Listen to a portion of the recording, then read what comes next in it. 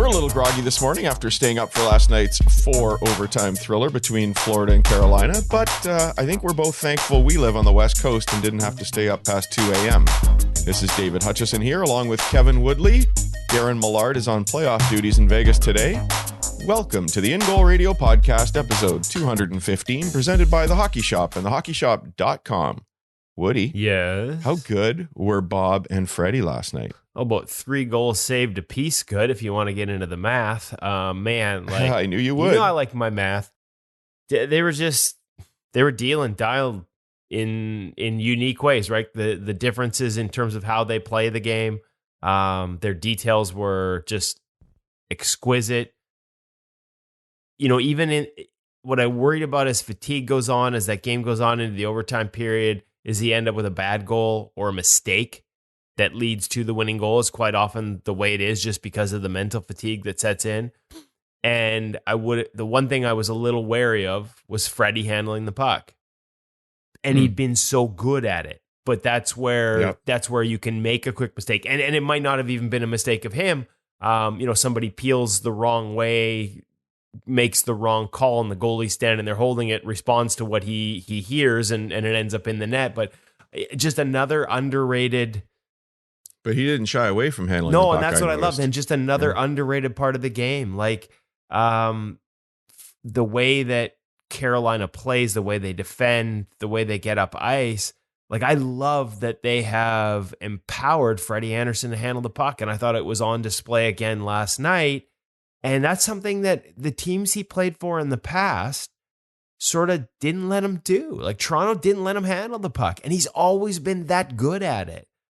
Anaheim didn't really want him out there getting touches. And, you know, Bob doesn't handle the puck a whole bunch. He doesn't even get out there and stop it as often as Freddie is. And, like, as this series wears on, of all the little details and all the things they're doing right, could that be, you know, one factor that plays a role that makes a difference? There are so many little things in each of those guys' game that you can break down and sort of get into the minutia of. And it's just one more reason to love what I think is going to be a really entertaining series.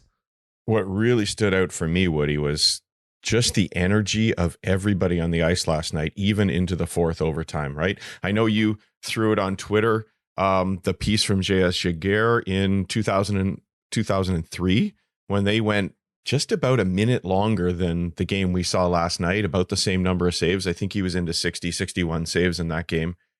And he described in the story about how everybody was dragging, how it was absolute hell to get through that. And I saw a high energy game. I saw great goaltending right into the fourth overtime. I mean, that's got to be credit to the sports science people involved with both teams, and just the preparation of players today and the fitness of players.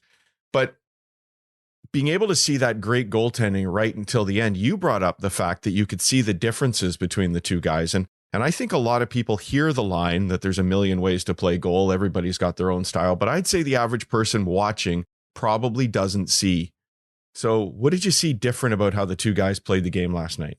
Well, I just think there's a uniqueness to some of Bob's details. And it's stuff we've talked about on the podcast before. And I saw it a lot on Twitter last night. Henrik Lundqvist did a great job, as of course he always does.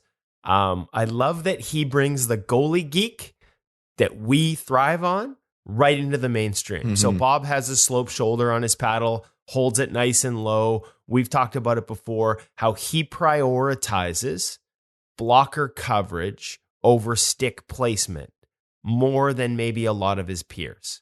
Like, he does not get caught up with the stick, allowing the stick to override his blocker coverage. Having it square is a priority for him. And to the point where, and he did it in game one last night, there are times where when he's going left to right in desperate situations, where he knows he can get a pad there, but he's not sure about building vertical coverage, he will drop the stick so that he can maintain an active blocker without having any stick interference. And so, you know, there's one of the details that's different. The way Bob gets a little lower and a little wider into his stance. Post play is obviously different between the two. I mean, there's so many little things, and I love a long game like that. Just sort of, I think Freddie's quite a bit more aggressive out there too, isn't he? Like he looks like he was taking more ice. He looks like he was moving at plays a lot more, whereas Bob was maybe letting them come to him. Bob will explode off, and this is good Bob not so good, Bob.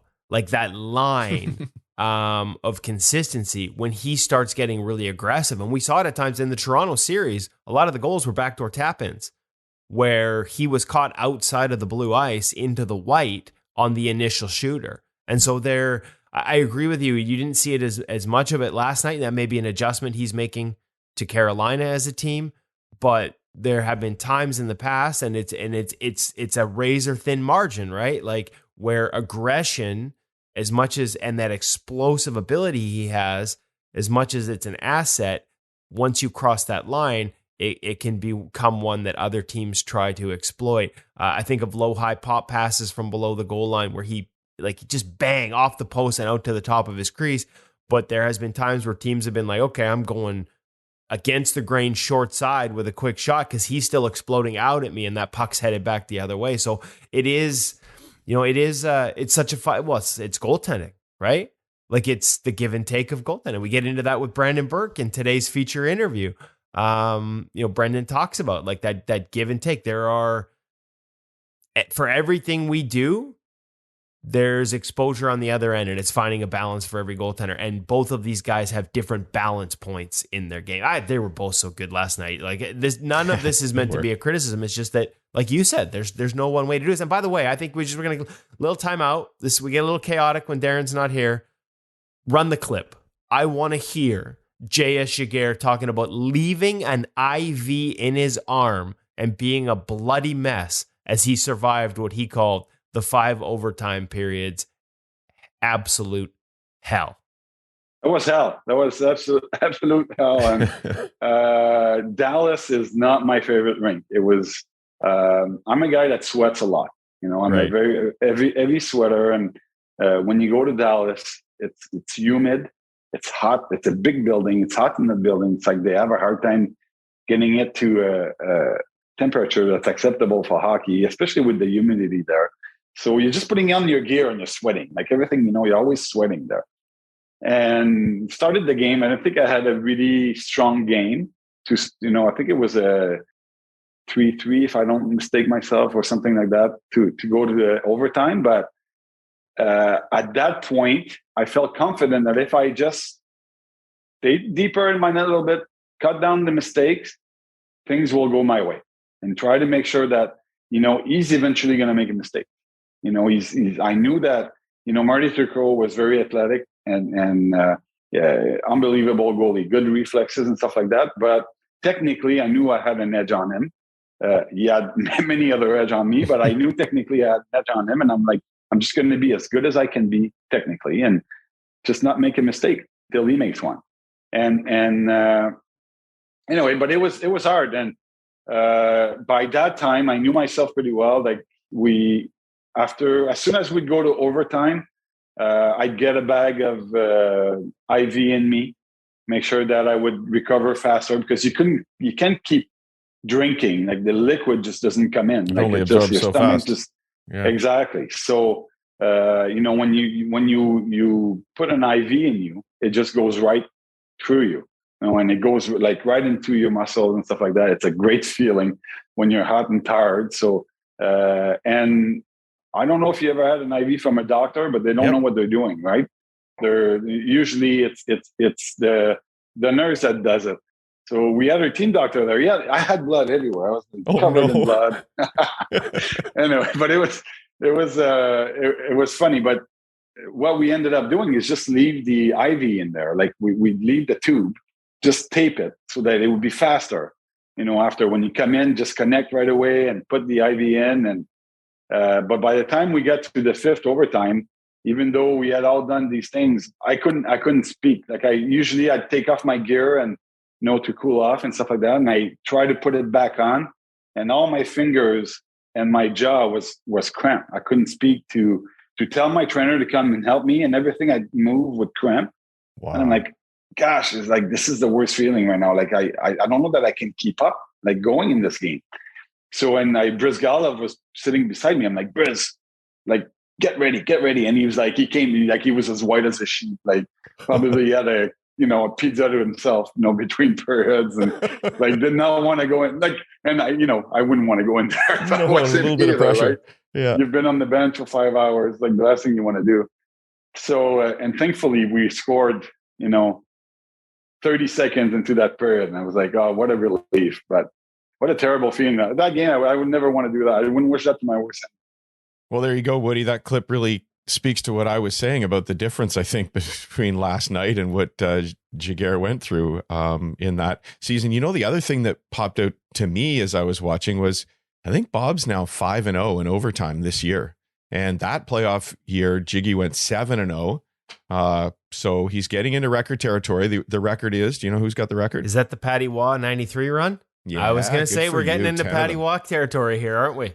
Yeah. Well, it's going to be tough to get there, but incredible run for. I think last night should Bob. count for more than one. If you go 4 over, they should count. You should get extra credit for the extra periods. Oh, that's a good idea. Yeah, I like that. Well, actually, that would be interesting. Like, I actually have no idea how many periods of overtime Patty did in the 93 run. So we'll have to look that up and see. Homework. Okay, so you've already mentioned we've got Brendan Burke coming up in the feature interview presented by Sense Arena.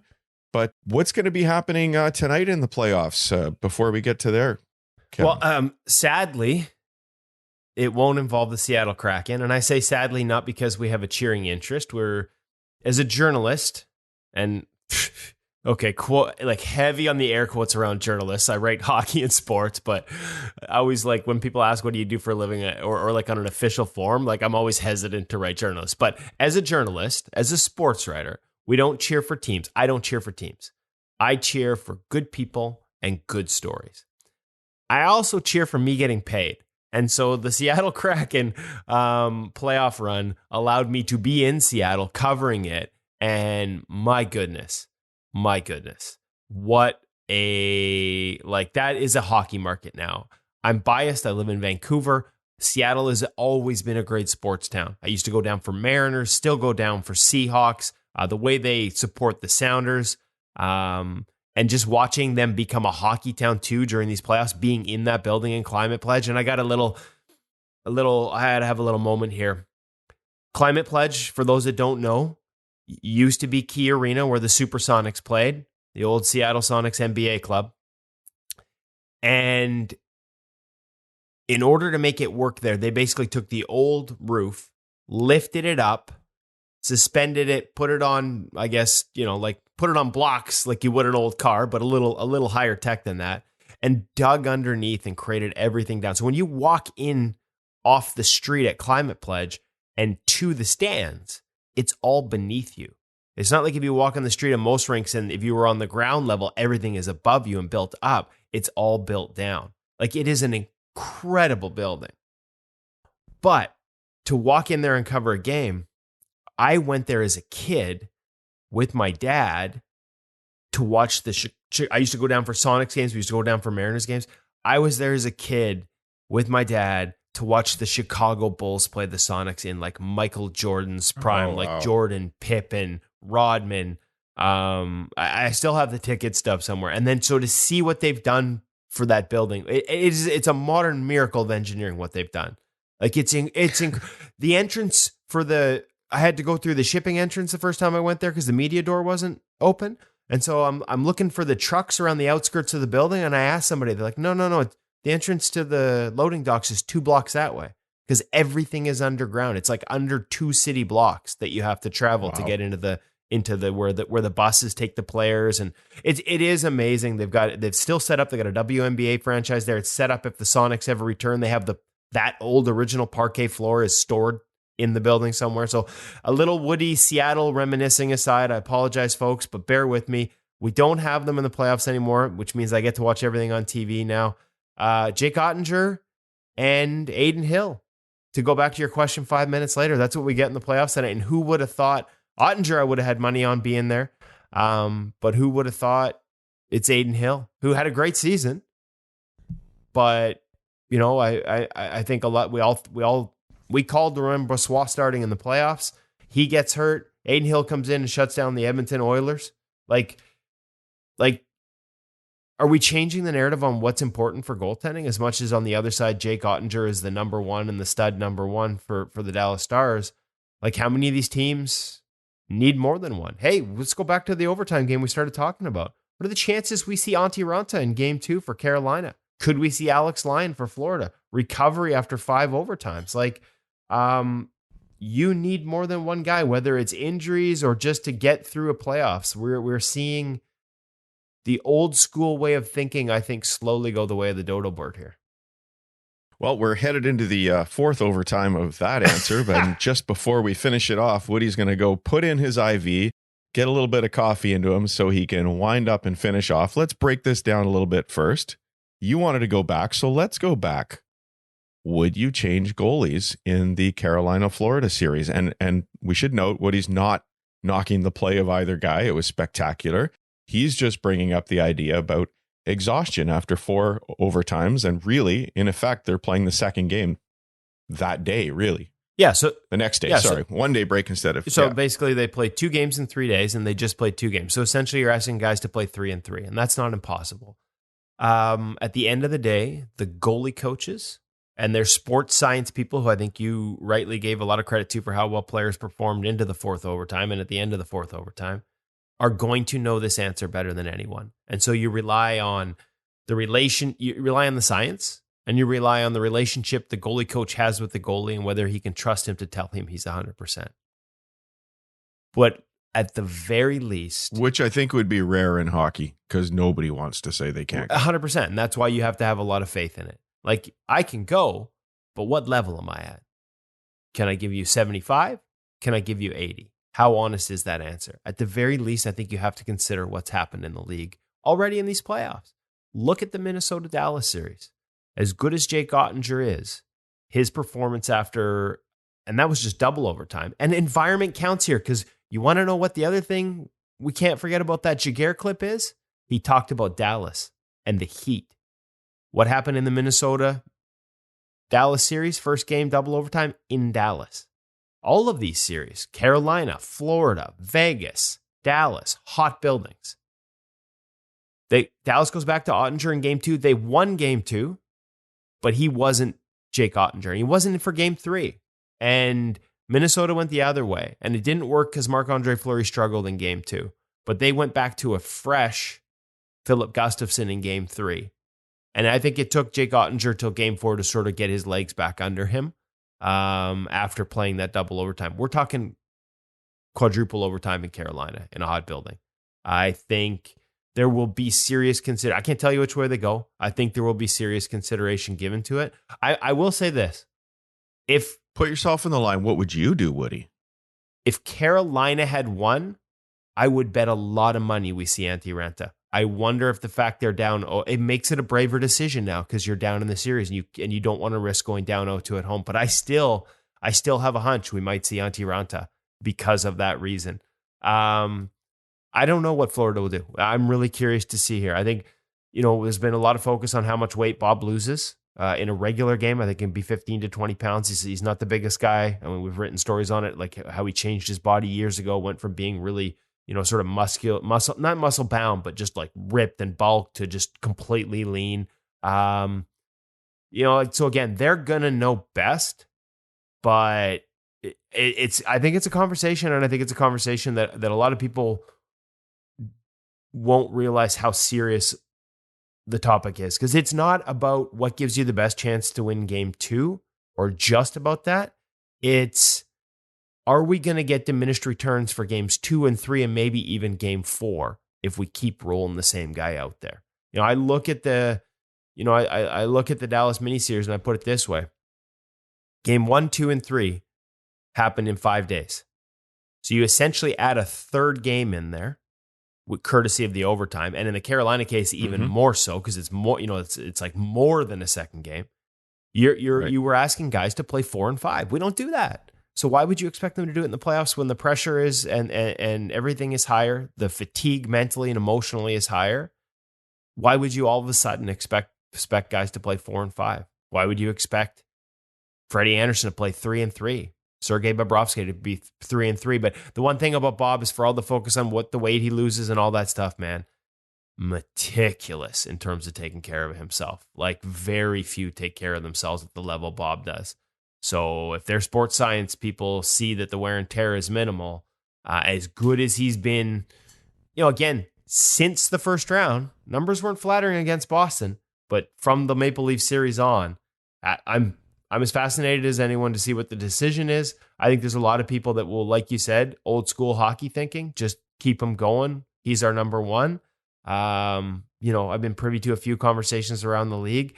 I think that may finally be something that more and more teams are rethinking. Okay, Woody doesn't have the guts to make his call, so I'll make my call. I would not switch them, and that's mostly just because I'm a chicken. I've said it here before. I like that as a goalie coach, I don't have to make the decisions who plays one game to the next. I only share my advice. So I would not have the guts to do it, Woody. You're like everybody else in the NHL. It's a save your ass league. It's make the lowest risk decision. I'm starting Antti Raanta right now. I'm telling you right now. No offense to Freddie. I love him and he's playing incredible. But well, what makes it good is that both teams have played multiple goaltenders already in the playoffs. So it's not like you're bringing somebody in cold after a month. And we know they've got options, both of them. Hey, we've got Brendan Burke, who, if you haven't figured it out yet, is the son of Vegas goaltending coach Sean Burke. In this week's feature interview, it's a fascinating look at the ins and outs of the technical side of the game. At least that's what I took out of it. That's presented by Sensorina. But coming up soon, we've got our gear segment with Kevin and Cam over at the Hockey Shop. But I did just want you to give me a little preview of the next series. So what should people be looking for as they contrast the styles of Jake Ottinger and Adin Hill tonight? Well, that's a good question. Put you on the spot. I think, and we're going to get into this with Brendan because he played with Adin Hill with the Portland Winterhawks. So he knows his game a little bit. And obviously his dad's the goalie coach. And there are some unique elements to their approach. I mean, Brendan's going to talk about Sean Burke and his work with Benoit Allaire of the New York Rangers. And we talked about Henrik Lundqvist. I think he's sort of the most famous pupil of that style that play a little deeper inside out. You're going to see that from Adin Hill. So, it's funny when I was doing the video and looking at the numbers, like we know that making a goalie go east-west is a way to increase the scoring chance. The odds of scoring go up if you can move the puck across the middle of the ice and get a quick shot on the other end of that. I think every goalie in the world knows that's true. But we've got the analytics to back it up as a key factor in scoring goals. Well, interestingly enough, for most goalies, those scoring chances get better or pucks go in more when that east-west pass is made below the hash mark, or what we call a low slot line play. Adin Hill's numbers are actually incredible on low slot line plays. Where he's more vulnerable is high slot line plays. So same play across the middle, again, make the goalies completely shift from facing one side of the rink to the other side, but above the hash marks. And I think maybe, looking at some of the video. Okay, so when you say low, you're referring to position on the ice of the shooter as opposed to low in the net versus high in the net. I'm where the shot is taken from after the puck crosses that middle, that slot line below the hash marks or above the hash marks.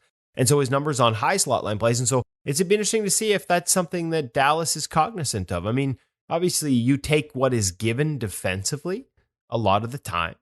Power plays, though, are a spot where you can try and create unique things, where you have the extra man, where you can change things up to try and attack strengths and weaknesses or stay away from strengths and attack weaknesses. And so do we see any of that? And I think it ties into the style, right? Like Adin Hill's never going to be out of a play. You have to really create scrambles to get him swimming down low before he's going to be out of his net or not over his knees.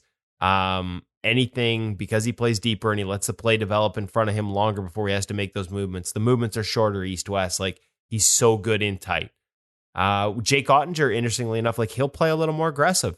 You will see him out at the edges of his crease. I would say Aiden's more 2/3 to middle depth in his crease, whereas you will see Jake out with the heels on the edges. He's not past it very often. Tendency at times. Like here's a stylistic thing on Jake to look out for. For him on east-west plays, he doesn't work back to his posts with rotation quite as religiously as some of his peers. And again, not a criticism at all. Just a difference. A difference. And there's a strength to it, right? Because he still beats those plays into, his sort of angle line, but he doesn't necessarily square up on them, but he's further out. So he actually has really good numbers on the high slot line stuff because he's cutting that off more. But if I was trying to build a plan to target him, I'd be like, okay, so if he's not getting that rotation and working back to his post, I want to stretch those passes out further to the side where you create some short side exposure because of that. And again, these are exceptional goals. Like Jake Ottinger, the top 10 goalie in the National Hockey League. But it's much like the Vasilevsky conversation about everything's a give and screens and tips, right? Like, yeah, of course I'm going to try and create screens and tips on Vasilevsky because by the way, they're a 30 to 40% scoring chance. They're damn near as good as a breakaway if you can get a screen deflection. Yeah. On anybody. B, he's still above expected. He's still good at them, but he ranks 19th in the NHL over the last 5 years on those.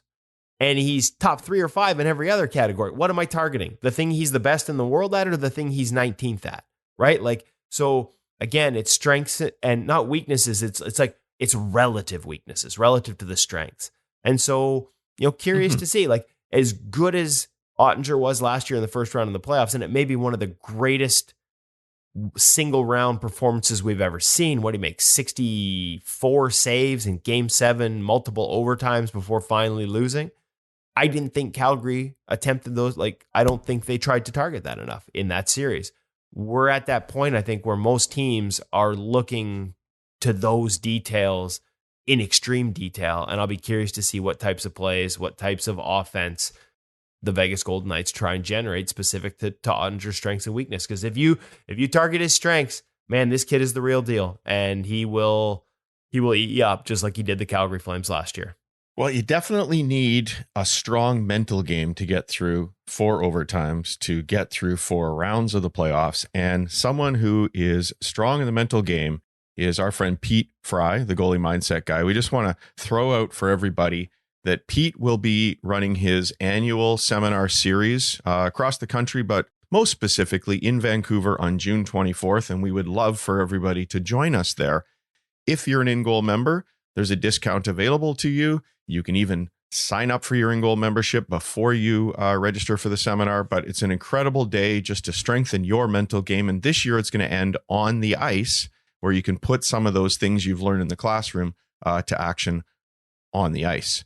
Now, before we get to that great feature interview presented by Sensorina, our friends over at the Hockey Shop, and most specifically Kevin and Woody, have a great gear segment today because it is a big day for Bauer. Jake Ottinger, we're going to see tonight, is one of their sort of poster boys for their gear. Why is it a big deal today for Bauer, Woody? Hyperlite 2 is Hyperlite 2. And it is Hyperlite. I like that you tease this by saying Kevin and Woody. So it's going to be me talking to myself. Did I say Kevin and Woody? See, you're just my favorite guy. So I'm sorry, like, Cam. as if people haven't heard enough 5-minute answers from me already in this show. It's just going to be me. No, we actually let Cam have a word in edgewise because Cam knows his stuff, and that's why you go to the Hockey Shop. By the way, June 24th, Pete Fry. June 17th, Tendy Fest out in Langley. Pete Fry's going to be there. So is Ian Clark doing a Q&A and presentation, yes, courtesy of us. All the major brands are going to be there. We're about to talk about the Hyperlite 2, and oh my God, is it thin? And oh my God, is it light? What did we weigh that baby in at, Hutch? Cam weighed the set you were reviewing in at, I believe it was 4.4 pounds, so well under 5 pounds. It was a shocker. The thing that stood out for me about that, without getting into the review, Woody, was that we've said before the only way you can make gear lighter is by using a lower density foam that then gets a little bit flippy floppy, but that stuff's pretty darn stiff and yet it's really light. I don't get where they did that or how they did that. So make sure you stick around to learn, and make sure, I think this one is especially important. Go check out the YouTube video when it launches.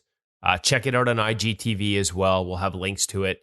You're going to want to see this product as well as just hear us talk about it. There's a lot of new features there, but that profile, the thinness of it, the lightness of it, and yet without sacrificing the performance qualities that we've come to know from the Bauer Vapor line and how it complements the Supreme line in terms of the flex profile of the boot, like all those things we get into in this review. But again, before we get into the review, two key notes from the Hockey Shop. One, Tendy Fest, June 17th. Langley, you can go and try Bauer Hyperlite 2, as well as Bauer X5 Pro, which we will review next week, the second price point, which is one of the best second price points on the market. You can get on the ice. Find your size, see if this product is for you. There are some unique elements to a Bauer pad. We talked about dating back to the first ever review we did with having Mike McKenna talk about how the strapping was different. So if you're an old school guy and you're like, it's just too different, you can actually take it on the ice and try it. Make sure you come to Tendy Fest. All the brands will be there. You can try all their product, take it out, have a demo before you buy. And the other part of brand new Hyperlite 2 means the old generation is on sale at the Hockey Shop right now. So make sure you check out thehockeyshop.com for everything that's on sale, all the past generations of Bauer stuff that is now being discounted to make room for the new product that we're going to discuss right now, Bauer Hyperlite 2.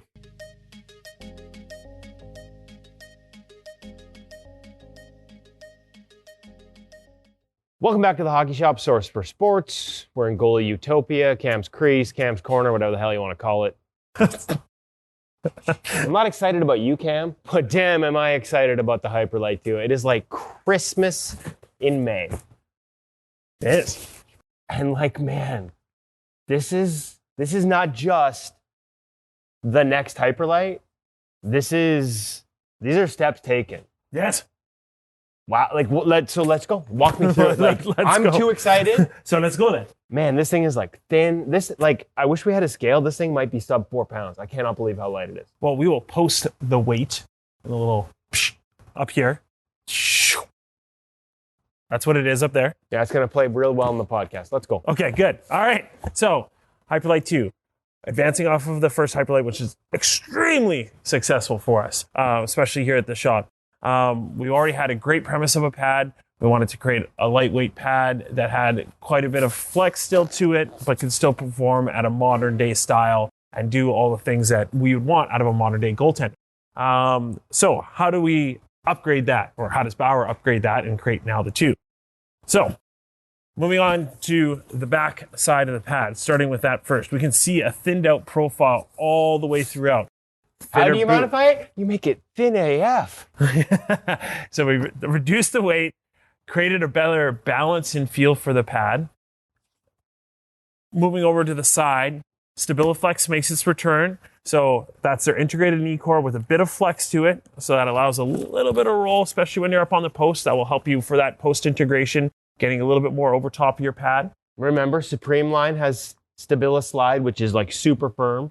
Same concept built into the face of the pad with Stabiliflex, but as Cam said, just a little bit of flexibility, a little bit of give. Correct, but now something that actually debuted in the mock line that has now been brought over to the Hyperlite. So that same idea of integrating that knee plate, integrating the calf plate into the pad as well by a bracket system. So more stability here as well. Which allows you to stay in the butterfly. Correct, nice and that better seal, and we're not having that bottom of that calf lift up in any of those motions as well. So a good sealing pad all the way throughout.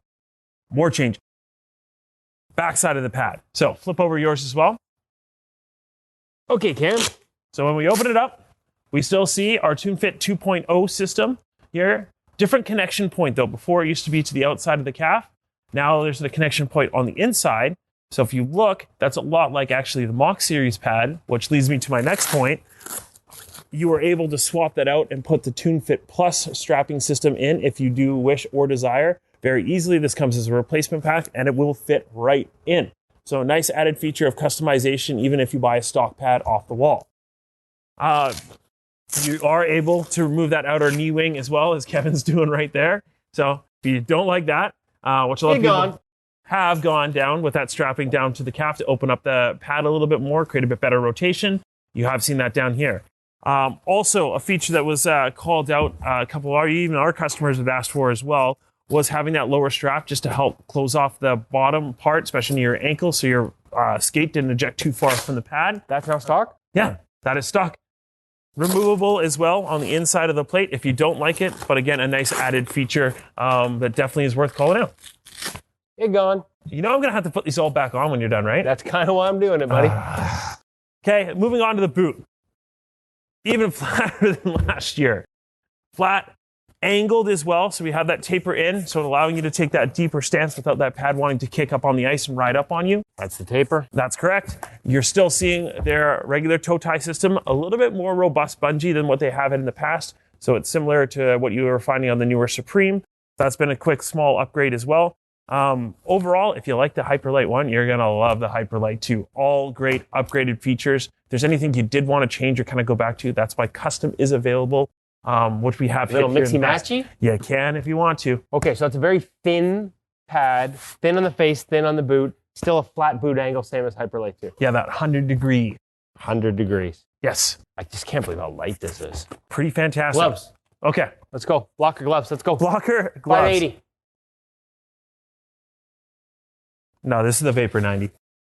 Oh, sorry. Vapor 90 is what they call it. So Vapor 90, something that is available at custom, or if you wait just a little bit longer, something you will find here on the walls of the Hockey Shop Sourcing Sports exclusive. You guys ordered your own with the special? So stay tuned for that. Not quite here yet, but we will see that when that does. Cam's smart actually, like that. Hey, what can we say? So those will be available. So yes, Vapor 90. So that's similar to that CCM 580, True 580. We're getting that nice duck bill over. Great closure, great feel. Definitely worth something checking out. But anyway, most important, stock Hyperlite 2. What they've done is redesigned a little bit of the backhand. So we get a bit of a better fit. You also, something we can't show on camera, that same internal grippy material that you found in the Mock series of gloves has now made its way into the Hyperlite. Really tacks onto the finger stalls, not allowing your hand to slip, especially when the glove gets sweaty. Overall hand adjustments, nice tight fitting glove without removing anything in terms of ease of closure, especially right off the bat. What do you think, Kevin? I like it. I like it. New foam that's being debuted as well. Bauer's DTC foam. So this replaces Poron. It's still going to do the exact same things as Poron, but we got a new fancy name. But it ain't Poron. What's it called? DTC. DTC. You got DTC. a blocker over there, genius? I do. So, Hyperlite 2. Good news is here, not a whole lot's changed because it didn't have to. Bit of a better design for the finger stalls in terms of having that protection just come down and wrap a little bit easier. That's one thing that I noticed. Was it always curved? No, it wasn't always curved. So it was now flat. We have curved finger stalls. We have curved finger stalls. That would be something new. Correct. And beefed up as well. So I do find that this is a little bit thicker stock. So definitely worth call out. Nice tight fitting palm. So similar to a player glove design. We still have those adjustable fingers on there too as well. Good overall balance. Nice and lightweight. Is that a neutral, or is that hand is lower down the blocker board, it feels to me? To me, it's still more of a neutral position based off of previous years. It's just one of the things that throws it off a little bit. Their cuff piece for the glove is quite large. So there was one note there. I do find that some people do have a little bit of interference potentially with their chest, depending on how it's fitting. But there is Velcro there to sort of give you some play. But yeah, I no hear what Velcro. It is held on by elastic. Oh, sorry, elastic. Yeah, but elastic Velcro. I'm not that bright. Could always take a pair of scissors to open that up a little bit more. Did you just take a pair of scissors to the new Hyperlite 2 line? Potentially, who knows? Thin board as well. Yes. But it still has that active feel on there. And that rebounds pop big off there. Rebound punch. Honestly, you're not supposed to punch people with your blocker, but the leading edge on this is sharp enough. I might be able to drop. So let's wrap this up here pretty quick. Might be able to drop blood. So if you would like to chat about the new Hyperlite 2, you can give us a call at 604-589-8299 or 1-800-567-7790 or check it out at thehockeyshop.com. We also have demos if you're local, or you can check them out at Tendy Fest, definitely coming up here pretty soon. Going to be on the ice at Tendy Fest. One thing to remember, folks, as Cam mentioned, customizer for Bauer.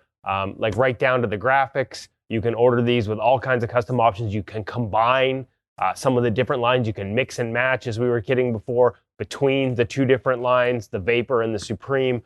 Just tons of options now from Bauer and a great new pad. So make sure if you have questions about those options, there's no better place to get your answers than the Hockey Shop, thehockeyshop.com. Not just Cam, but his entire crew. It's not just a bunch of kids out of high school that want a summer job. They're all goalies. They will get you the answers that will help you play better in the new Bauer Hyperlite 2.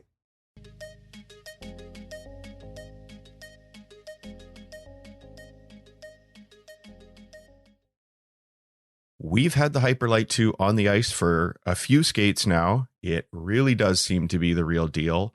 It is light. It does seal exceptionally well. But Woody, is there anything you're not happy about with the gear? Well, you heard how, I was giddy. I was practically giddy in that review. But I do have a pet peeve. Okay. What the hell is with the 2 in between the P and the R in the name? Marketing folks. What is that? Gotta be jazzy. Is that Hyp2rLite? I'm thinking PGA Tour, Tour, T2 and then an R, Hyp2rLite? I guess you could have done Hyper2Lite, but the thing's actually so light, people might have been thinking you're saying it's too light. Like, it was a tough one for them, but I'm going to continue to call it Hyperlite 2 because Hyp2rLite doesn't work for me. My apologies to the folks at Bauer and their marketing team, but that one is my pet peeve. It's the only pet peeve, the only negative I found on this product. By the way. Well, the marketing proposal to Bauer just went into the trash can. Well done, Woody. Well, we still love you, Bauer. Love the fact that you've got a 580 glove break available now as well. Love, and we focus so much on the pad. Called the 90. Yeah. That'd be my pet peeve. I just get confused. It's hard for me to remember. I think maybe even you got confused. Because if people will remember, you can actually go back and check out the video when they went through, Woody and Cam, not Woody and Kevin, went through the whole customizer for making a custom order of your Hyperlite 2. And I think you even got a little confused in there, Woody, because it's a 580 like brake, but it's called the Vapor 90. Yeah. I mean, kudos to them for not just accepting the terminology of some of their competitors and calling it a 580. But the rest of us are. Yeah, but the rest of us are confused. That's right. Once again. There goes that marketing pitch to Bauer. But hey, listen, make sure you come check it out. And if you live in, we talked about Seattle, Calgary, Northern BC, we have seen people come from as far east as Alberta, as far south as Portland, and as far north as like Prince George, which is like a 9-hour drive, to be at Tendy Fest because there's no other place to try the gear like this. So make sure you come out, check it out, Tendy Fest. This is your chance to try Hyp2rLite, Hyperlite 2, whatever we want to call it, and discover the difference that is this new Bauer Vapor product. It's and the glove. I love the tackiness in the fingers of the glove. Incredible. Yeah, they've done a nice. It's funny. It is funny. We go back to the original Odin with Henrik Lundqvist, right? We talked about the strapping and Mike McKenna walking us through the unique way and adjusting your pads and. Some of the criticisms that came with Bauer going outside the box to the degree they did, it really was a revolution, and it's been an evolution ever since. They haven't rested on their laurels. They've continued to develop these lines and move them forward. And, hey, we're all about innovation, so we applaud it big time here at Ingle. Yeah, I've said it before, and I'll say it again, whether we're talking about CCM or Bauer or any of the other brands, every time I look at a pad, I think there's just nothing more they can do. They are so incredible. And then here we are 10 years, as you say, the evolution continues and the changes in everybody's lines are just unreal. It's a great time to be a goaltender. It's a great time to play the best position in the game. Okay, Woody.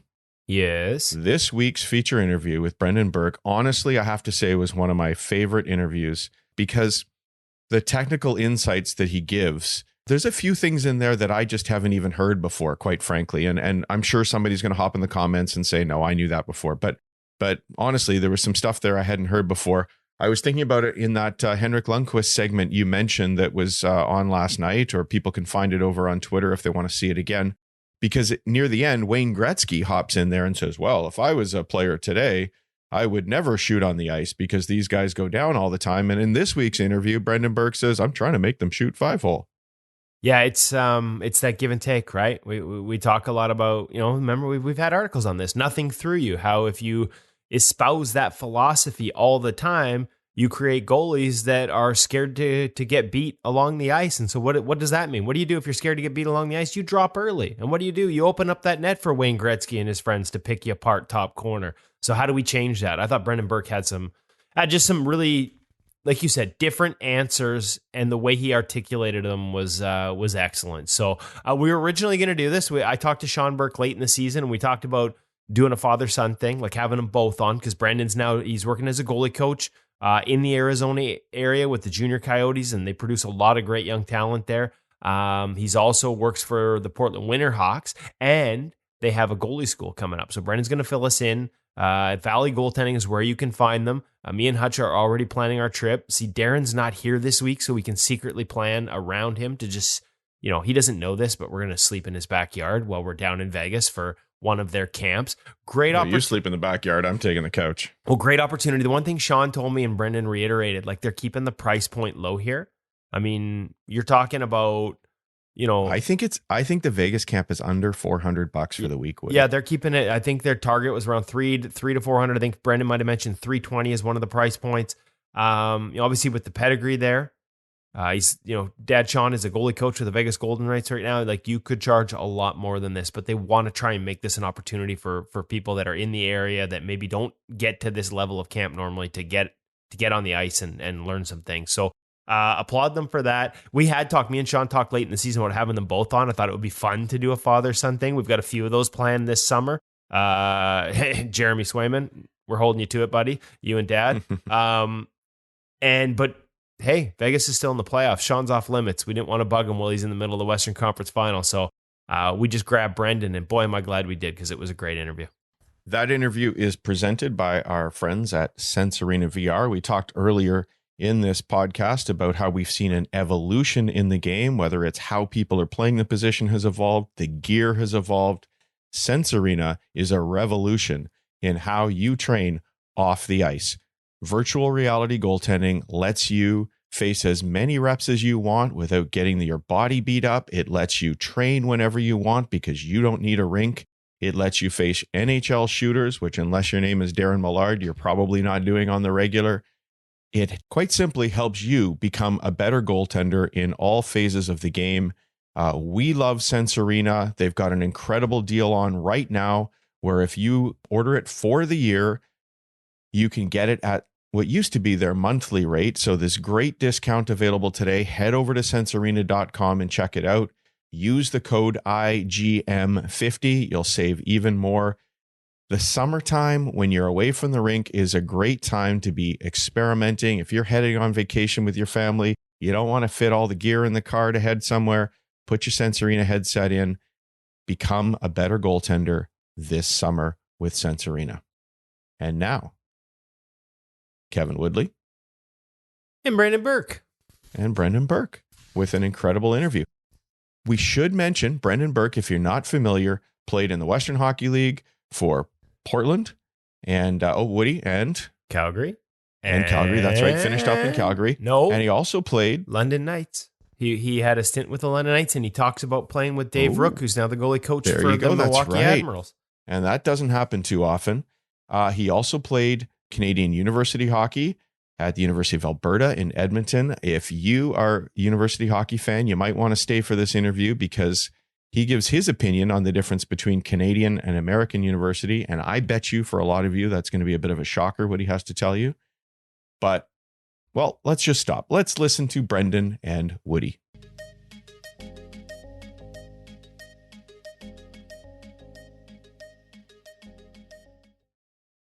Really excited to welcome to the In Goal Radio podcast, first-time guest, and probably belated at that. We should have had him on a long time ago, especially considering I'm having a little trouble thinking of how to introduce Brendan Burke, because you've worn so many different hats over the years. I followed your career in the Dub, went and played some university hockey. You're doing some coaching now, back in the Dub with the Portland Winterhawks, worked with the Arizona Junior Coyotes, big part of what goes on there, and all the great things that have been happening with the development of hockey down in the desert.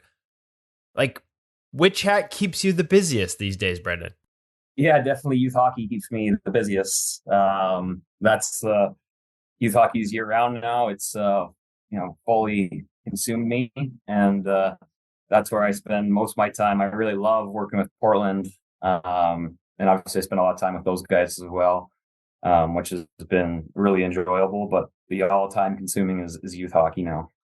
Primarily on the goaltending side, or are you working in other aspects there? I think because of the background, obviously we should probably make this introduction as well. For anybody who doesn't know, I think I just assumed it. Brendan's dad is Sean Burke, who is the goaltending coach right now of the Vegas Golden Knights, and a guy who had a long NHL career and has also been a guest on the podcast before. When you're down there working at youth hockey, is it primarily goaltending focused, Brendan, or are you working on all kinds of things? Yeah, I'd say definitely that's primarily goaltending focus. I guess my technical role is the goalie director for the Junior Coyotes. I've done some assistant coaching before, and youth hockey, it's all hands on deck a lot of times. So you wear a lot of hats. It's not like the NHL where you have one specific role. You do a lot of different things, but I think it's definitely fair to categorize me as the goaltending guy down here in Scottsdale. So the question, and this is a big one, where is goaltending at in the area?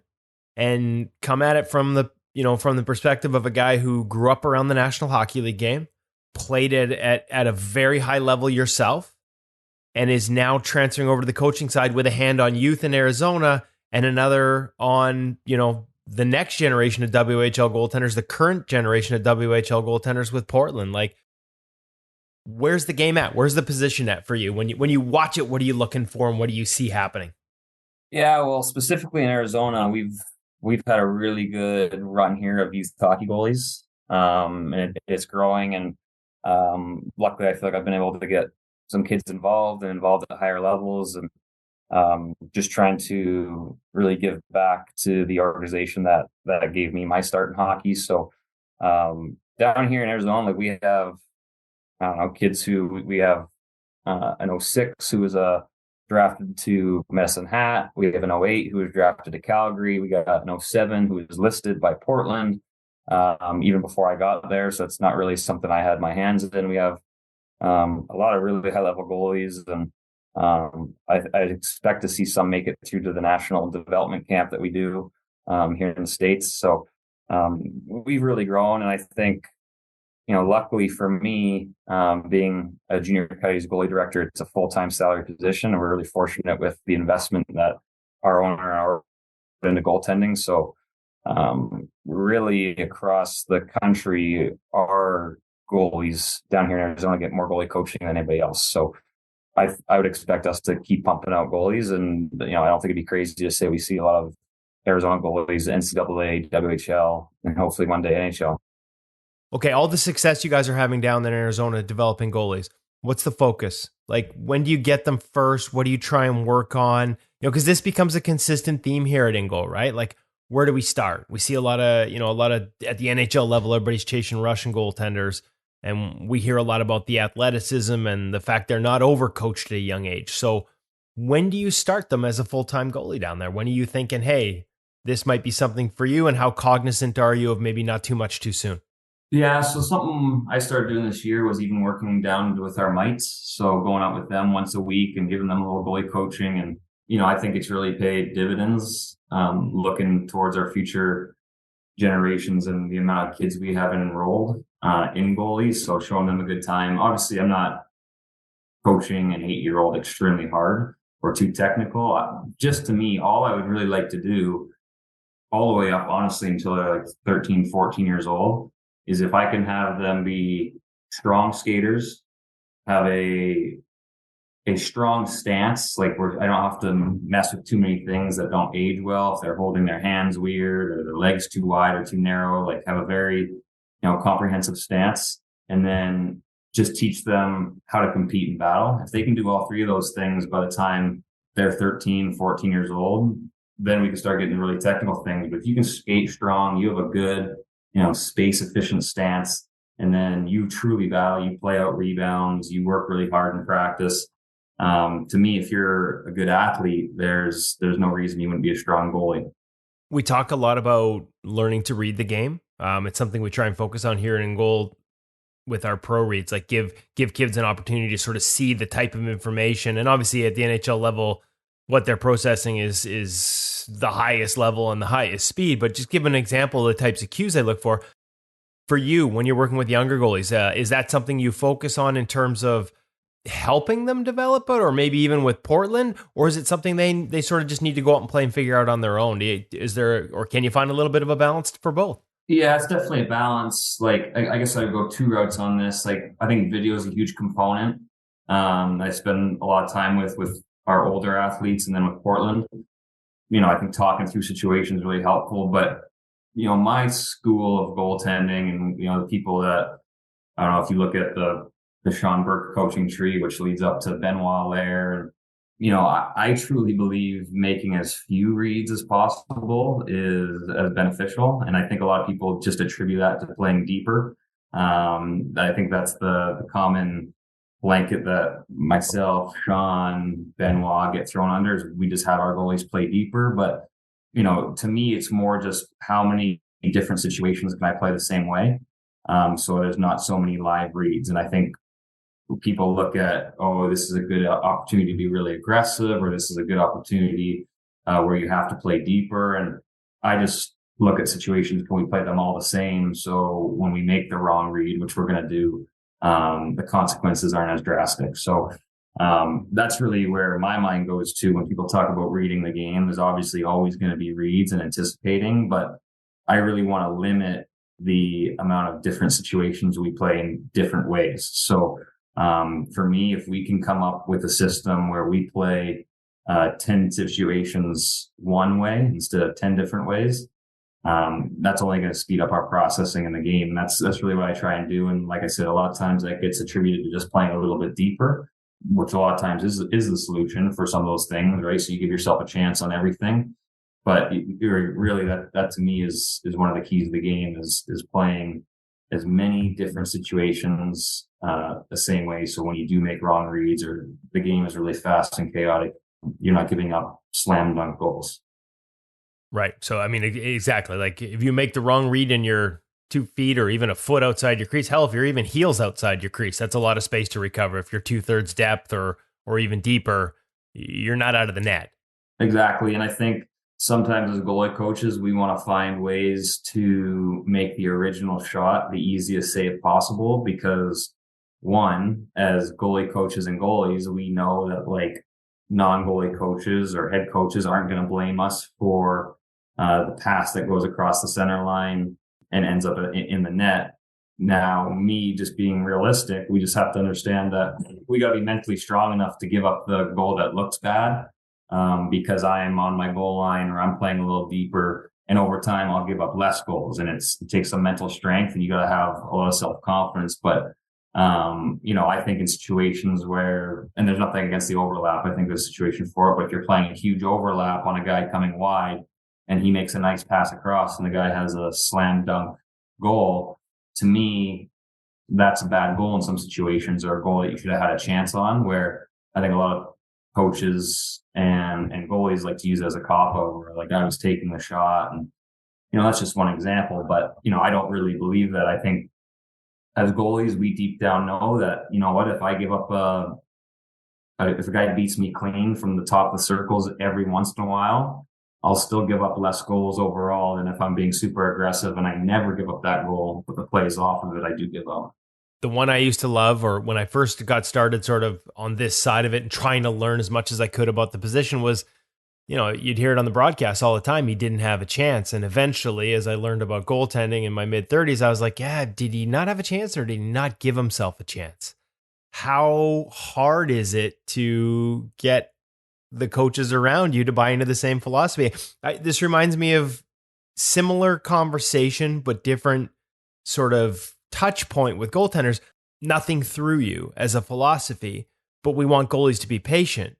But if we're always hammering nothing through you to the point where they're defaulting down before a shot's even released because they're worried about anything going through you, how do we teach that patience to protect the edges of the net? Like sometimes that language and sometimes those expectations can affect how we teach and how we develop goaltenders, I would guess. Exactly. And one of the first things I try and nail home with all of my youth goalies is I really don't want us to be afraid of the 5-hole goal. And I think the 5-hole goal is, and how head coaches view it or assistant coaches view it or just non-goalie people, how they view that 5-hole goal is one of the worst things that's ever happened in goaltending, because we could see the same play develop and the shot come from the same area. But if the goal goes 5-hole instead of going top shelf, that one is the bad goal. And the top shelf one, the guy had no chance on, even though they all count for one on the scoreboard.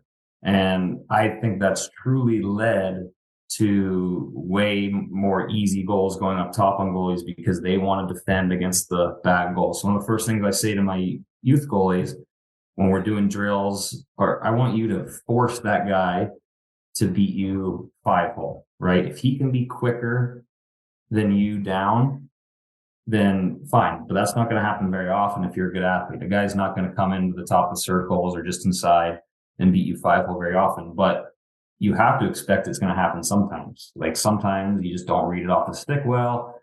But over time, if you're truly being patient on it and you're not going down and then trying to react up, if you run that situation 100 times, maybe you do give up 2 5-hole goals, but you only give up 5 goals overall. Whereas if you protect against that 5-hole, maybe you never give up a 5-hole goal, but you give up 10 goals overall. You know, it's that's how I view the game. And I think it's a lot of people don't view it like that, especially people who don't play the position.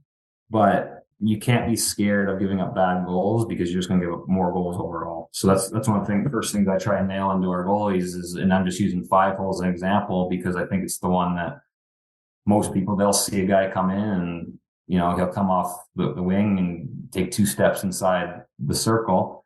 And if that goal goes 5-hole, it's horrible. If he puts it right in the corner, it's just a really good shot. And I just don't buy into that. They all count as one on the scoreboard, and I don't buy into it's deflating on the team or it's the type of goal.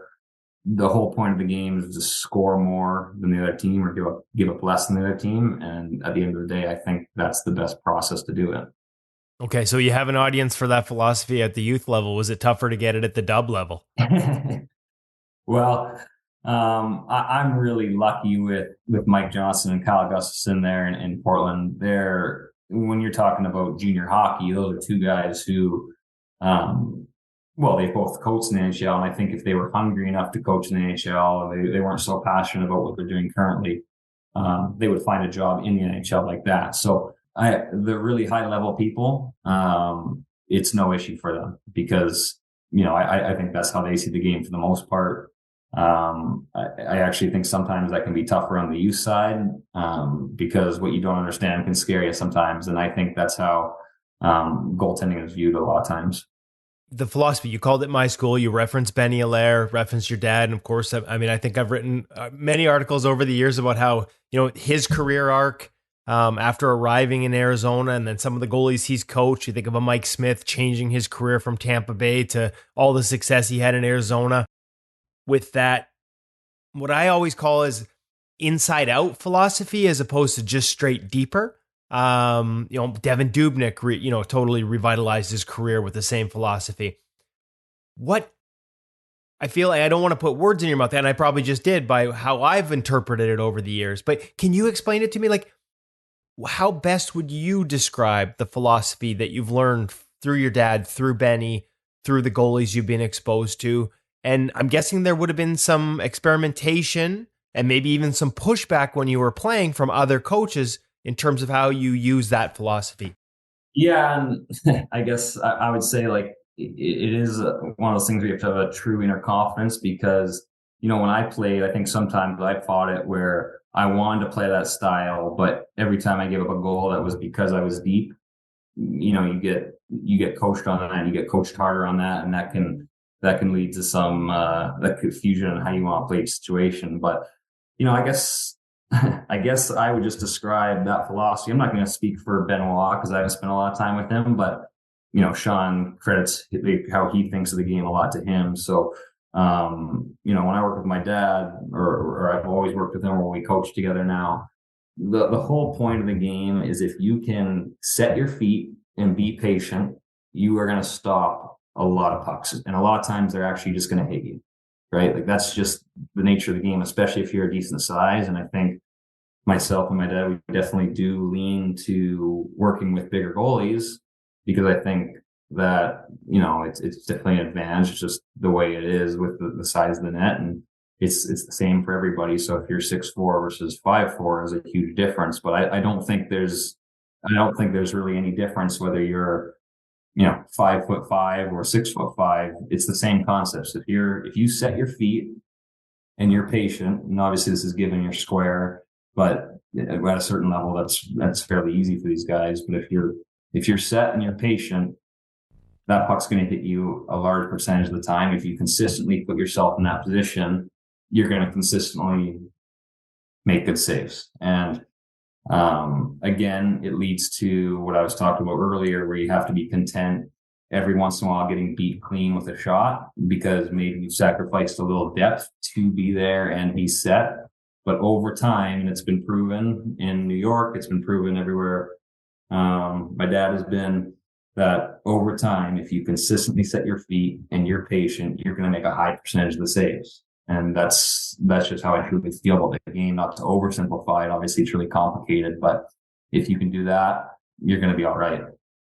I loved when I remember talking to Dubnyk, and Devin interpreted it like it wasn't just deep. You didn't have to be on your goal line. It was as long as you could beat that pass on your feet. Yeah. That was a good depth and a rule of thumb. I think that phrase, and even you've used it, playing deeper, much like the 5-hole goal, can create a lot of stigmas or stereotypes that aren't always accurate. Like that's why I always tried to refer to it as inside out. Like it didn't mean you had to stay there. You could still make a read and take a step, but you were working from a more conservative position so that it was easier to get there. Yeah, and depth is one of the most, like, when I hear somebody talk about how far out a guy was, or immediately I just think, like, that's the most overrated concept of the game is depth. It's really overused, and it's just thrown out there. You watch NHL game analysis to say, oh, he's really deep there. I believe that happened in the last game for Vegas. I think it was the first goal or second goal that Hill gave up. They classified he gave that up because he was deep. And it's like, yeah, okay. Well, he's gonna, he ended up stopping, whatever it was, 31 out of 33, right? That's okay. Well, if we get that save percentage, we're okay with the one that's because he's deep. And I know I've never said it. I know, I'm pretty confident my dad doesn't really go into that. I don't think I've ever said I want you to play further out or deeper. It's just all relative to the skill set. So if there's a play and you can't get there because you're too far out, then I need you to be deeper so you can set your feet on that puck. If you can beat the pass on your feet. If you're an amazing skater, if you can move extremely well side to side, it's just all relative to your skill set, right? Myself versus, let's say, Andre Vasilevsky, we're not playing with the same skill set. That's not, nobody is. Yeah, so I'm not playing with the same footwork and power he is. So I can't play the same way. So if somebody sees Vasilevsky out to the bottom of the circle almost on a shot, which he doesn't actually really do, but doesn't mean that goalie 2 should do that, right? Everybody, you just play whatever to your relative skill set is, and you obviously work on your skills and. But come game time, you just have to play with what you're given. Well, it's the Saros thing too. Every time I see him play, I hear commentators talk about how he has to be above his crease, and I'm like, are you watching? Because he rarely is. Yeah, it's one of those. Again, people will only notice the goals the shots that go in, and then see where he's standing. Example. I'm just going to use that. We're watching it well before the goal goes. My favorite though is the commentator that says he was too deep on a pop pass 1T from below the goal line. Yeah. And I'm like, where'd you want him to be when the puck was below the goal line? Top of the crease? Yeah, and it's again, I'll go back to that Las Vegas game because I'm obviously watching that series very closely. They're going, well, Hill's too deep on that goal.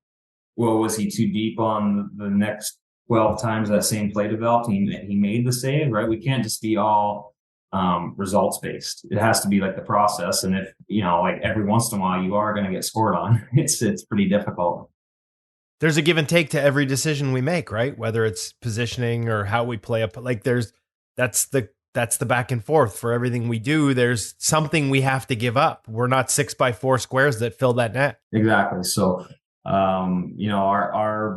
my belief is that if you just put ourselves in positions and you can be confident enough where people look at that as a bad goal, but you just it doesn't affect how you actually play, you're going to stop a high percentage of pucks. Aiden, it's funny you mentioned Aiden. Obviously, you have a relationship there. You guys both played in Portland. I'm guessing. Between your dad being there and Aiden being there, you're probably. And the Coyotes not playing right now. You're probably a Golden Knights fan right about now? Yeah, I'm always just a fan of where my dad is. So, okay. Or players. It's like as you get older, I have no allegiance to any jersey. I just allegiance to people I know and people I've played with. You're like a journalist. I always say to guys I've gotten to know that win at the end, I'm like, we don't cheer for teams as a sports writer. We cheer for good stories and good people. Yeah, that's all I want is people I know to do well, for the most part, unless I didn't like them. But, in this game, it's pretty hard to come across somebody I don't really enjoy. Okay, let's go into your playing career a little bit because, I see junior Coyotes as a player too before you're back there on the development side. Was it always goal for you? And with your dad playing, was that the biggest influence, or were there times you wanted to be a skater, or maybe even we've seen this before where dad would prefer if you were a skater? Yeah, I don't think he really preferred one way or the other. He just wanted me to stay playing player for a little bit, because he thought it was better for your skating, and youth hockey can be tough at points, especially if you're a mite or a squirt, where how much is the goalie really moving out there for those games? Like, obviously it's really dynamic the older you get, but I actually didn't start playing goal full time until I was 12 years old, I think, because that's kind of what he wanted. And he's like, if you get to 12 or 11 or 12 is when I made that transition. If you get to that age and you still really want to do it, of course, that's whatever you want to do. So I guess he was the biggest influence, obviously, and I just love the position. I've always been really passionate about it, and yeah, I just I guess right away I really wanted to play goal, and he just wanted to make sure my interest was truly still in it as I got older. Okay, so I probably should ask this off the hop as opposed to waiting, because you've probably given some of this in your answers. But what do you love about the position? What drew you to it, and what allows you to continue to enjoy it at the level you obviously do, even now coaching? Yeah, I guess, I don't know. I've always been drawn to, well, besides the point of my father playing, right? That's great. Of course. Yeah, of course. That goes without saying. I see my dad do it. He played long enough where for my childhood, I got to watch him quite a bit. So that's cool. Yeah, that goes without saying.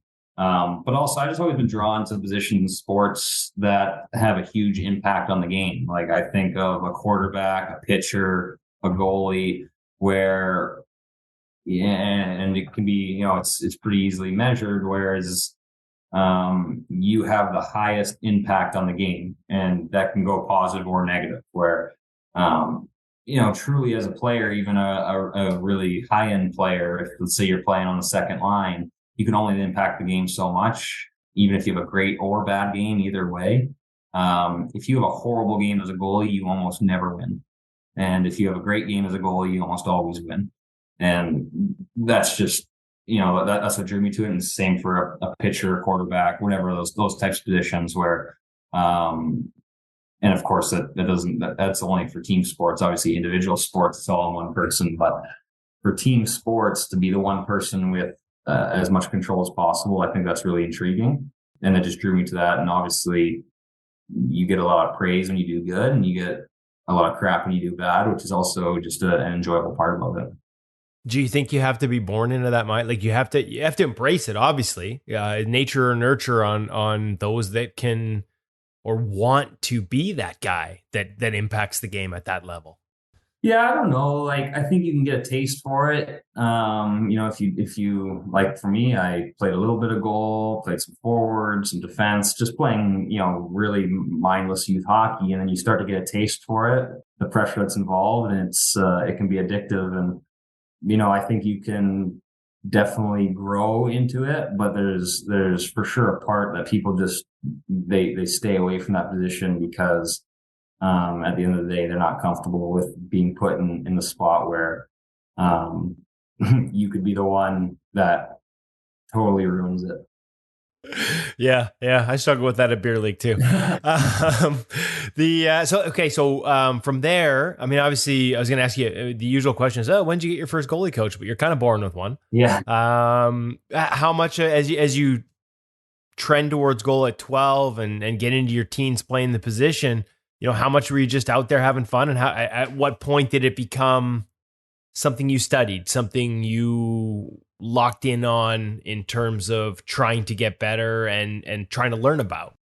Yeah, like, I guess that always came pretty natural because I've just always been a hockey nerd. I've always just been really into it. So it didn't feel like, okay, I really got to try and focus on this. Like, I just love it. I couldn't wait for the weekend and spend all Saturday watching hockey and watch my favorite goalies and really focus on them. And, it wasn't like, and even in junior, I was just a huge hockey fan, even when I was playing. So, like, studying the game and just being really interested in what other guys were doing always came really natural. I really just enjoyed the game. And then I guess as far as getting coached more technical, really it was more just for fun until I was like 14 years old, like 14, 15. Once it became like an option that, like, I might play junior hockey and I might, play some pretty high levels, that's when I felt like I had to sharpen up. But other than that, like it was all just natural stuff I wanted to work on and just really enjoyed playing. So you mentioned favorite goalies, so they're obviously more than just dad. Yeah. I'm curious to know who you cheered for, who you like to watch. And the other part of that is you said you watched it like studying the game. So you were watching it for enjoyment, but you were obviously trying to learn from it as well. It amazes me how many guys that move on at the higher levels do the same. I mean, I'm Demko making notes in a notebook as a kid growing up in California when he watched games, like little things right through college that he would jot down when he watched different guys play.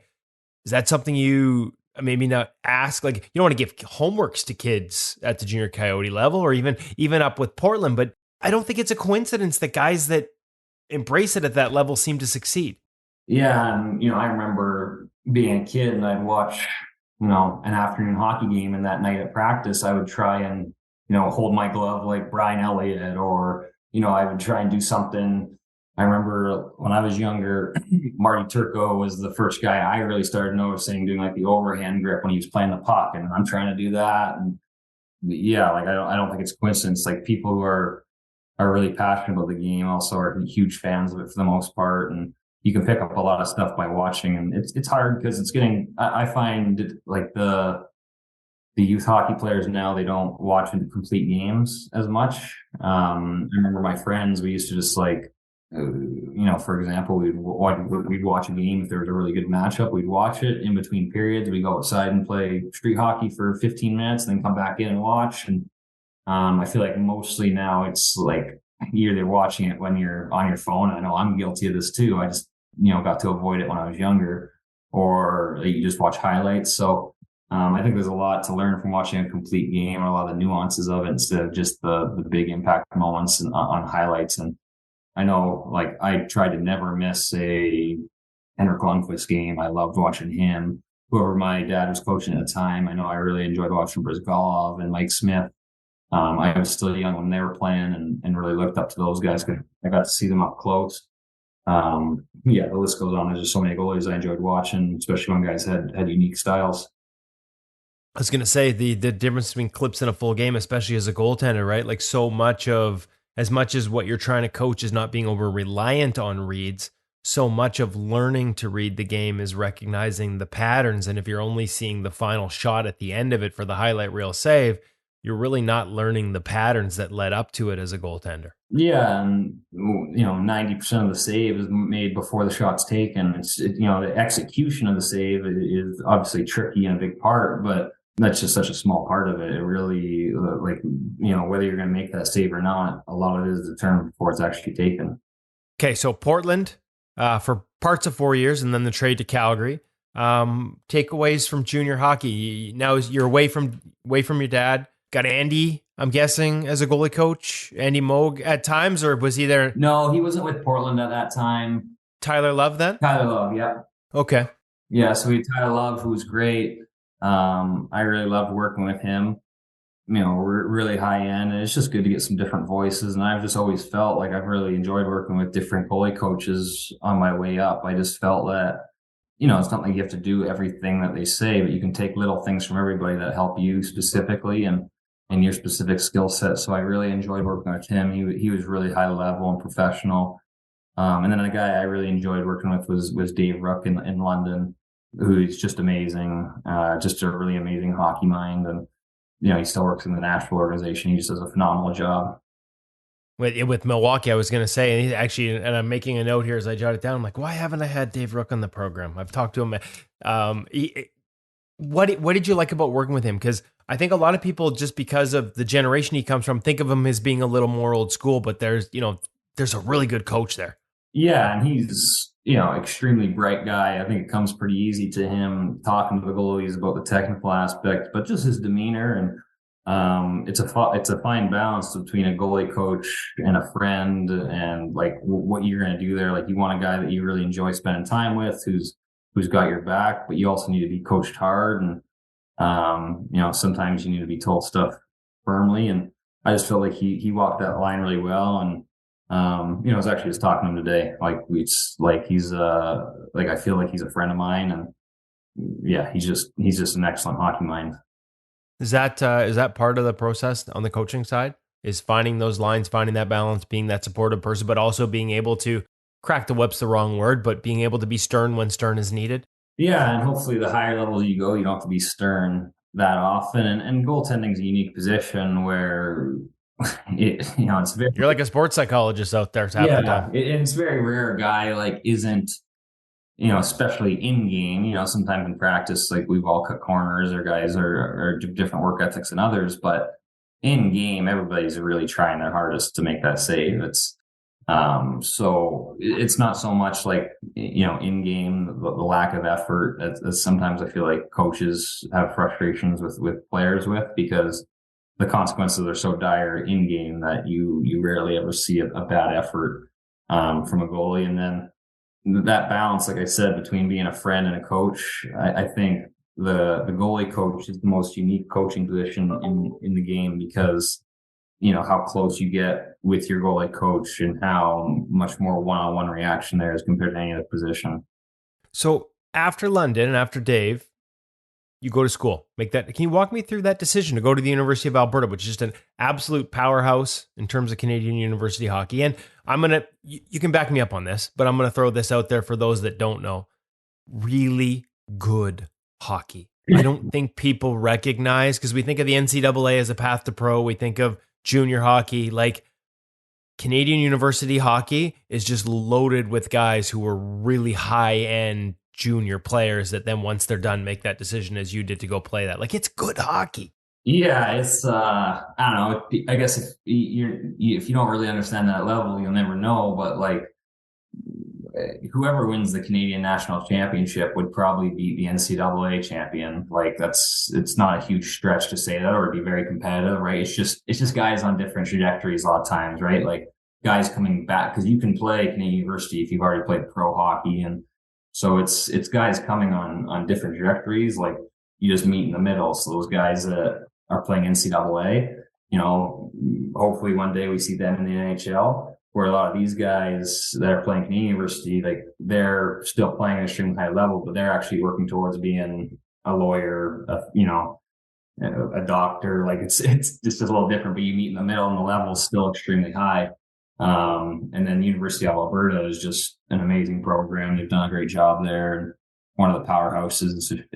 If people aren't watching that hockey, it's a lot better than I think people realize. I think when I was there, we would go down and scrimmage NCAA teams, and we beat Duluth both times we went. And the year they won the national championship, we went down and beat them. And it's not unusual for that to happen. It's good hockey, like I said. Yeah, really good hockey. It's really good hockey. There's really amazing players in that league. Were there opportunities during your time there? Because we have seen guys go pro. I mean, you've got one in Vegas, Logan Thompson, who played, in Canadian University for a year. Were there opportunities for you? Was the focus strictly to stay in school and get a degree? Like, where were you at with that decision-making process? There was nothing really that attractive for me. I guess if it was something really attractive, I would have taken it. Like, I don't think I was ever playing at that level where something would have pulled me out of school. Like maybe some other guys have, where they got NHL contracts. Like, nothing like that ever came up for me.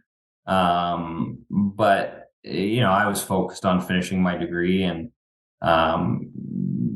maybe if I really pushed after, I had a couple of really good seasons there, maybe if I really pushed, I could have got something. But my focus was to get my degree and see what was up, on the table after that. And nothing was really on the table after that. So right into coaching.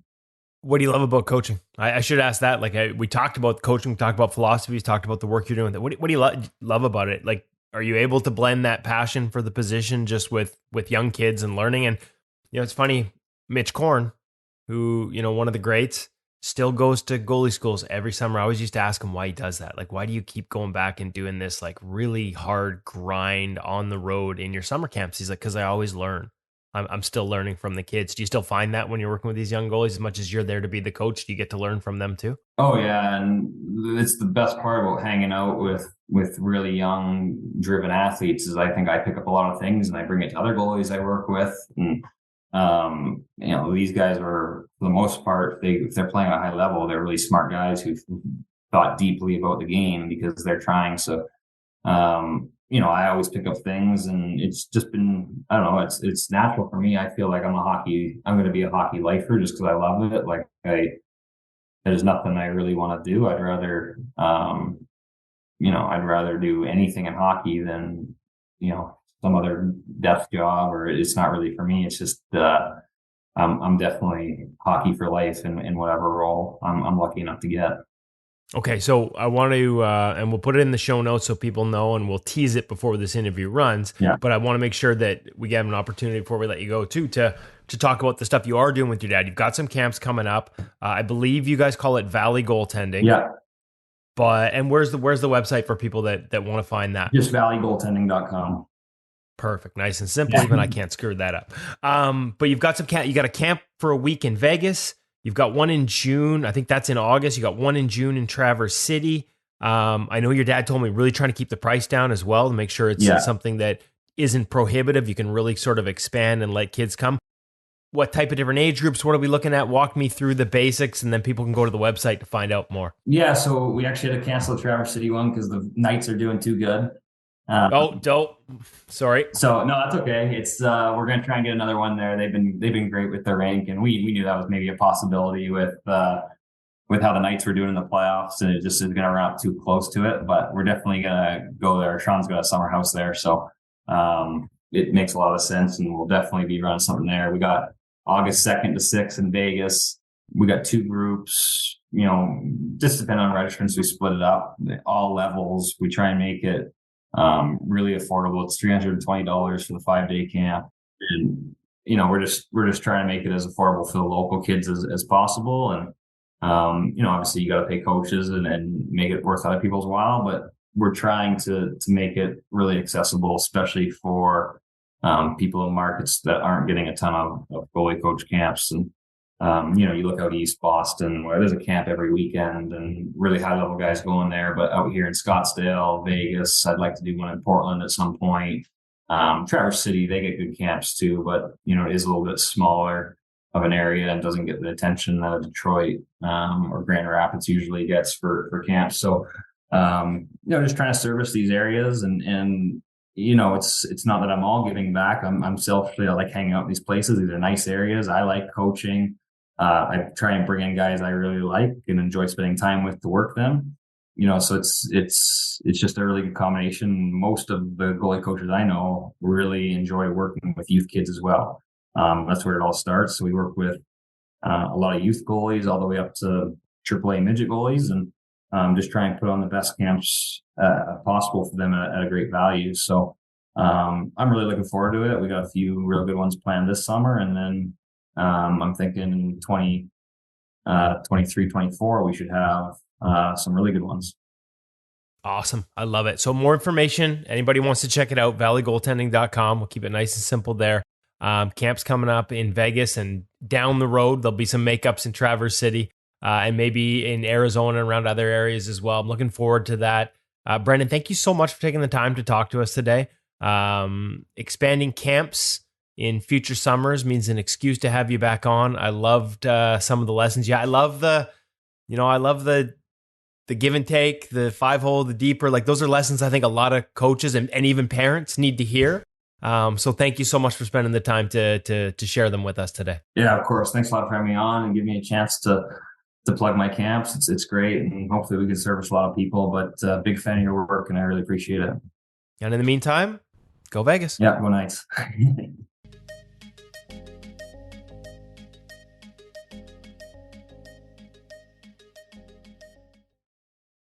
Well, what's a highlight for you, Woody, out of that interview? I just loved it. It's the give and take to me, right? The give and take of goaltending. We talked about that with Bob and Freddie and the different ways that they played, and Jake Ottinger and Aiden Hill, and and it manifests itself in 2 ways: the answer about the 5-hole and not going down too early, but then also the answer about depth, right? And how people maybe focus a little bit too much on depth, and how the approach that Sean learned from Benoit Lair, that he coaches now, that Brendan stresses and coaches, how it just puts you in a better position. I love that he got into the math too. Let's be honest, right? Like he wasn't breaking down the exact numbers, but yeah, every once in a while I'm going to give up this goal that maybe a couple of coaches aren't going to like because of old school stereotypes, but I'm going to make 10 other saves I wouldn't otherwise. Which are you taking? You know, and I think that's an important part of any discussion. I think that's an important one for head coaches to hear. I think a lot of goalie coaches understand that, but it's an important one for head coaches to hear. So the next time you start ripping on your goalie coach because your goalie got beat 5-hole by a quick shot in the slot because he was showing patience on his edges, understand that that same patience might buy him 5, 6, 7 saves up high that other goalies who would be down early might not make. There's my math, Woody. I was listening to the interview. I pulled out the pen and I started to do calculations because what I liked was the fact that Brendan talked about that shallower depth, that not taking as much ice isn't really about gaining more time to react on the puck. And I actually figured out how much extra time you would have to react if you were even a foot further back in the crease. Answer, hardly any at all. We're talking thousandths of a second.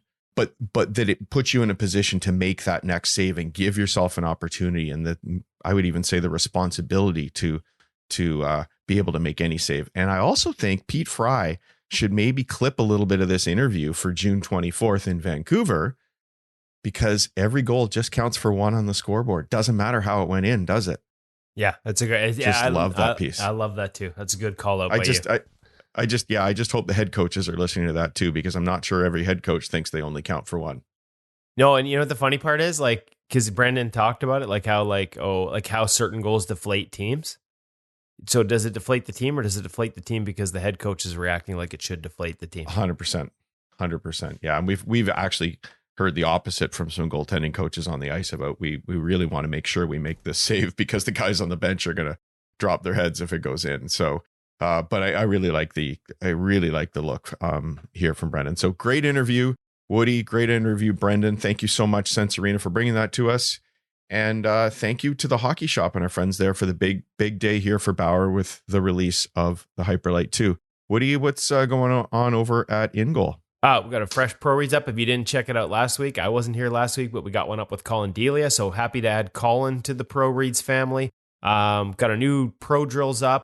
Caught up with Marco Terranius, who many of you know, he played it, or he coached in the KHL with SKA St. Petersburg. Some guy named Shesterkin played there. So I got to watch. I heard he's pretty good. No big deal. Mm-hmm. Got to watch him do some drills with Spencer Martin and Artur Silovs late in the season for the Abbotsford Canucks. Caught up with him recently and went over some of those drills. We debuted one. Thatcher Demko Pro Reads is coming up again this week. We go back to Thatcher for a great talk. A committed reverse. I'm just going to leave that hanging. That's what we call a teaser, folks. You have to check it out at proreads@ingoalmag.com to learn more about a committed reverse and the situation that led him to needing to use it. I got to, for InGoal Premium audience, an apology. Content has been a little light. Had some personal circumstances here that have made it a little hard to keep up with that end, but it's coming. Back on the podcast, back ready to go. Lots more content coming in the next coming weeks hey, I don't have to go to Seattle anymore. We're past the personal stuff. Time to dig in and get some more great content up for all our great audience over at ingoalmag.com and InGoal Premium. Thatcher Demko is committed to his reverse. We are committed to bringing you great content over at ingoalmag.com. Darren would be proud of that segue. I'm golf clap over here. Congratulations to Bauer and the hockey shop on the release of the Hyperlite 2 today. Thank you to Sense Arena, and thank you to you for listening. Have a great week in goal. Ooh, I like that in goal. He's just killing it today.